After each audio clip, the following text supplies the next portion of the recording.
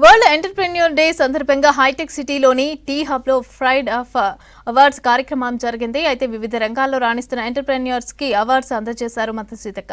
నటుడు రాజేంద్ర ప్రసాద్ ఇక చిన్న స్టార్టప్లతో ఉపాధి కల్పించుకొని ఉద్యోగ అవకాశాలు కల్పిస్తున్న వారిని అభినందించారు. నలుగు రాజేంద్ర ప్రసాద్. ప్రైడ్ ఆఫ్ హైదరాబాద్ అని కలిసాం ఇక్కడ.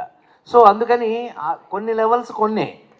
సో నేను యంగ్ ఎంటర్‌ప్రెన్యూర్ అని ఎందుకన్నాను అనంటే, సో నేను ఇంజనీరింగ్ చదివి ఫిల్మ్ ఇన్స్టిట్యూట్లో గోల్డ్ మెడల్ తీసుకుని చివరికి రామారావు గారు ముందు నుంచుని ఉంటే అనుకుని ఆయన హక్కు ఇచ్చారు నాకు ఫస్ట్ టైం.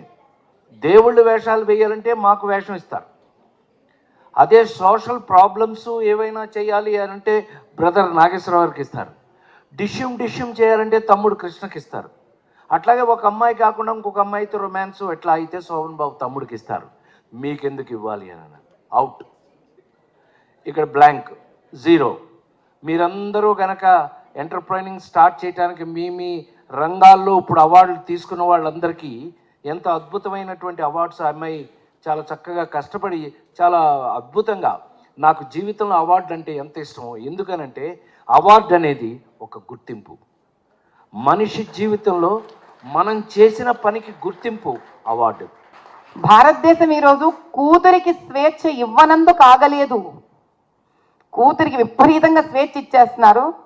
ఆడపిల్లకి పాపం దూసుకుపోవడం నేర్పించేస్తున్నారు.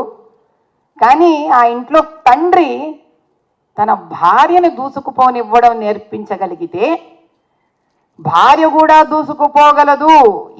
ఈ భార్య కూడా ఏదో తండ్రి కూతురే అని తెలుసుకోగలిగితే, ఆ భార్యలో సగం తెలివితేటలు కలిసినందుకే కూతురు ఇంత తెలివిగా పుట్టింది అని తెలుసుకోగలిగితే, ఆ భార్య ముందుకు దూసుకొని వెళ్ళగలిగితే, దానికి ఆ వ్యక్తి సహకరిస్తే భారతదేశంలోని ఆడపిల్లలు సనాతన హిందూ ధర్మం గొప్పతనాన్ని తెలుసుకుంటారు అనేది పురుషుడు తెలుసుకోగలిగితే, ఆ రోజు మన ఇళ్లల్లో ఆడపిల్లలు ఏ పాశ్చాత్య నాగరికతకు కూడా తల వంచే అవసరం పడదు.